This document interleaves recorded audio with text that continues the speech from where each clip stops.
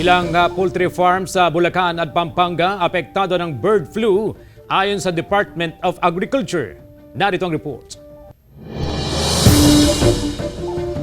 Pinulong ng Pampanga Provincial Government ang lahat ng stakeholders sa lalawigan para pag-usapan ng gagawing hakbang para makontrol ang posibleng pagkalat ng bird flu matapos maitala sa ilang poultry farm sa bayan ng Candaba at Mexico noong Enero. Ito ang hakbang ng otoridad para maprotektahan ang poultry industry sa lalawigan, isang araw matapos maglabas ng anunsyo ang Department of Agriculture.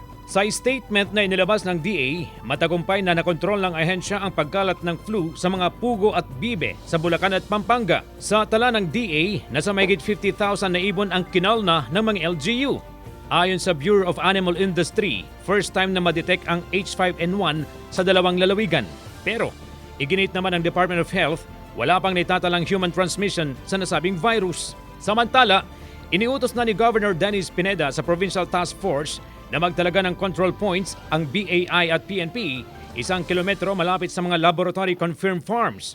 Ang mga malalaki at backyard farms na nakapaloob sa control points ay hihingan ng BAI negative test bago payagan na mag-hold sa labas ng kanilang control points. CJ Torida, Balitang Amyanan.